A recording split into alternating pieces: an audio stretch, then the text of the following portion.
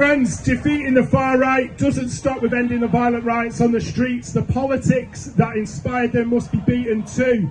The demonisation of migrants and asylum seekers has gone on for decades as a cover to distract and defend the neoliberal policies of Thatcherism, the purest form of divide and rule, and the establishment, be it billionaire media barons like Rupert Murdoch and rags like The Sun and Daily Mail, have for decades pushed far-right narratives, outright racism, anti-migrant rhetoric. And friends, this is clear because in a landmark study of the British press that found that 60% of all articles across all newspaper publications were identified as associating negative aspects and behaviour with Muslims, with 1 in 4 conflating Islam with terrorism. But we also must be aware of social media platforms like Twitter and X, and Elon Musk must be called out. We do not allow the elite to simply blame this on social media, however. Successive governments need to be called out here, as they have laid the foundations of these riots, which have been years in the making. The last Tory government spent 14 years demonising migrants and helping to spread racism and Islamophobia through their devastating hostile environment policies. And more recently, the shockingly morally repugnant and racist Rwanda policy, which cost us taxpayers upwards of £700 million. Money which could have been given to councils to build council homes to help alleviate the housing emergency that we see here in Lambeth, instead wasted on racist and cruel political policies. But friends, the Labour Party have also been complicit in this as well. From the Iraq war to racist mugs, their shameful positions in the genocide happening in Gaza, and whilst Labour rightfully scrapped the Rwanda scheme more recently, the Labour manifesto continued New Labour's divisive policies of scapegoating migrants, and shamefully Keir Starmer took part in a Sun newspaper debate where, in response to a loaded question on immigration, stated that people coming from countries like Bangladesh are not being removed. And just last week we had Labour MPs doxing hotels housing refugees and asylum seekers in the House of Commons, which only days later was attacked and set on fire by fascists in what can only be described as a pogrom in the UK in 2024, with other Labour MPs disgracefully meeting with far-right groups to listen to their racist, legitimate concerns. Friends, we've seen Keir Starmer instructing their MPs and councillors to not attend anti-fascist counter-protests. But let me be clear, you should never pander to fascists, racists, or be cowed by the far right. You do not give these people a single inch.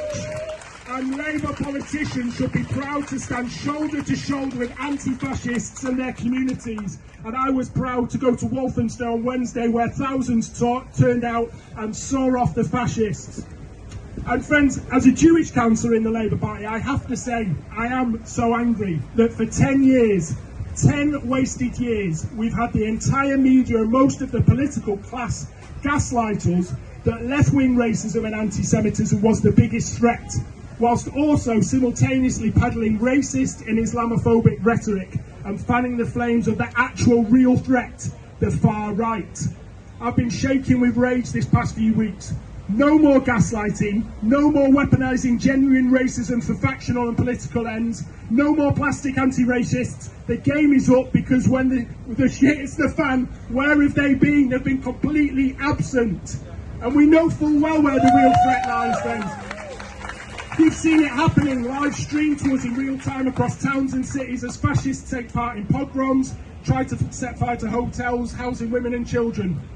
So friends, where do we go from here? Well, firstly, we cannot allow the far right to dominate working class communities. People like Nigel Farage and Tommy Robinson do not and will never represent working class communities. We need to keep sending a message that we are one people and we will not be divided by fear and hate. Our diversity is truly our strength, and we are united in one struggle. We have to fight these fights every generation. We stand on the shoulders of giants who saw off the fascists in Cable Street in the 1930s. We saw them off in the 1950s, the 70s, 80s, and the late great Tony Benn knew this when he said there is no final victory as there is no final defeat, just the same struggle over and over again.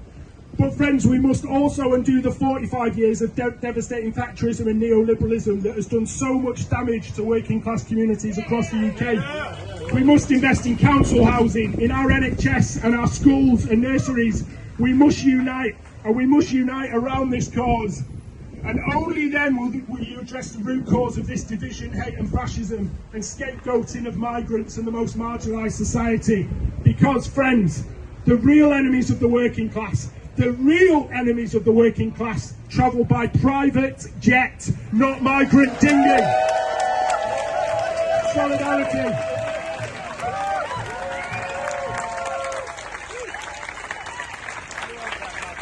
Amazing. Thank you so much, Martin. What a rousing